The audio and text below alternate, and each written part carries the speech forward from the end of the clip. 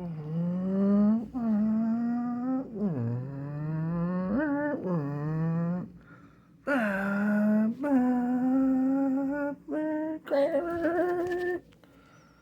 joking, everyone. But I want to talk to you guys about something very serious.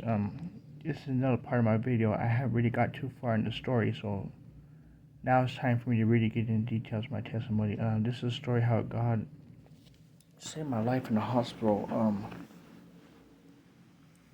And He's really delivered me from a lot of behavioral stuff and really disrespectful stuff. I could get into the story.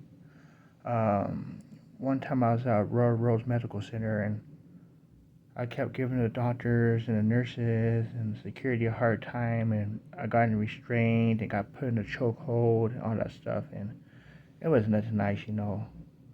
I mean, I know they kind of did some things that kind of really got underneath my skin that night, but and they wasn't helping the situation, but I take full responsibility for my behavior, and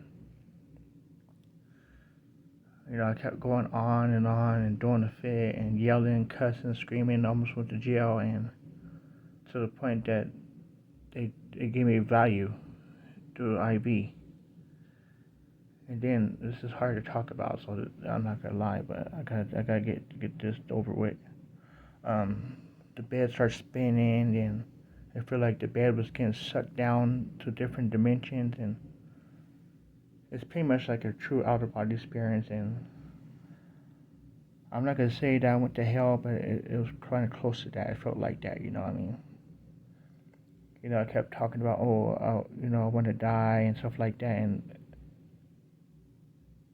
God finally gave me a taste of it, you know, and I can't remember how long I was out, but the doctor said it was a epileptical seizure, but I believe it was something more, even more spiritual, more worse than that. You know, I just feel like I was in a whole new, not even universe when that happened, and I tell you, these drugs are bad, and that's what they start doing at the hospitals. If you like give them a hard time and stuff like that, they're really quick to do that. So, you know, then you know, I almost got left on the hospital bed to die, and you know, I remember I was praying to God, and everything was like an echo. I heard this different kind of voices, almost like demons was like laughing at me, pretty much. But it was pretty scary. I mean, I'm not. But after that, I still haven't learned my lesson. In 2006, God allowed something very tragic to happen to me. I was out walking around on 72nd and Federal, and out there cussing, you know, in my army boots and tight pants, and walking with some neighbors and stuff like that. And this is out real late at night. Didn't have no business to be out there at 11 to 1 o'clock in the morning, whatever time it was. Especially down in Federal. That place is pretty dangerous. And then we got stuck in an island in the middle of the street, and next thing you know, I saw the kids running across the street, you know, and I decided to run after them, you know, kind of follow the leader kind of thing. This is why we don't do follow the leader, because it almost cost me my life. Then next thing you know, this lady was coming in a Jeep, and I didn't see it before it happened. I got hit by a car. I slid 25 feet and flew 25 feet in the air.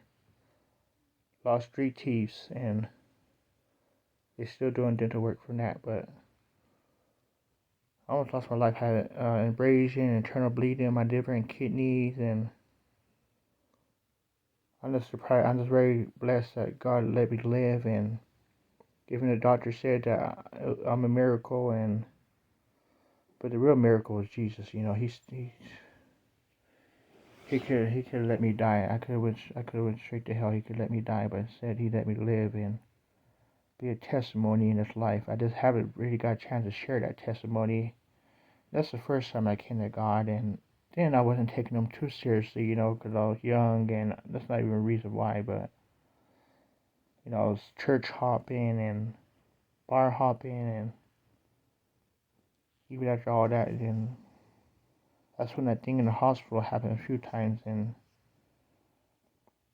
the last time I was at Littleton Adventist, and I kept, you know, I was doing good until then. Then, you know, they had to give me Hell Dawn and Advent. And it wasn't quite as scary as the last one, but it was scary though. Then I went into Stratocosket, and then when I was waking up, I saw the whole room was just white, And I remember I was saying something to security guards. I was halfway in the seizure, And I was saying, oh, I think I'm sorry for all this, and I think I gotta shut up now. And they said, yeah, I think that's a good idea, And I was like, how could I be talking to them? They could hear me, but I could hear them, but I don't see them, or just see a white light. And guys, don't think I'm speaking out of crazy revelations.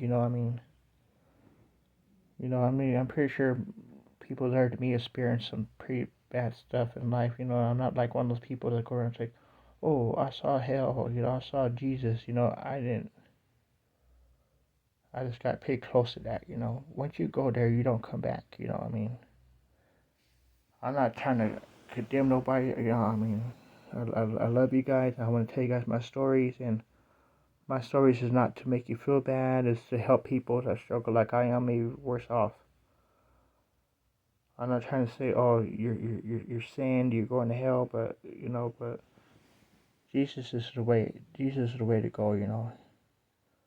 He loves you and he wants a relationship with you, and sometimes he'll let things happen to you just so he can have a relationship with you. Doesn't mean we can't enjoy ourselves and have fun in life. Like I always say before, we can still watch movies, go to art festivals, go to concerts, but we just got to make sure we have these servant and relationship with him. Everything that we do. He loves you, I love you, and God bless you guys. And I hope you guys enjoy my videos.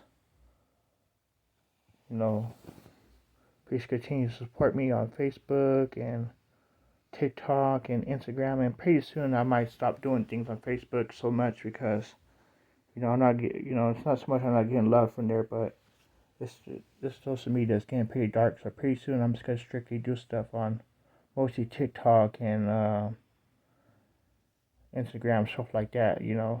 Not so much on Facebook, and maybe a little bit on YouTube too. But I love you guys, and God bless you.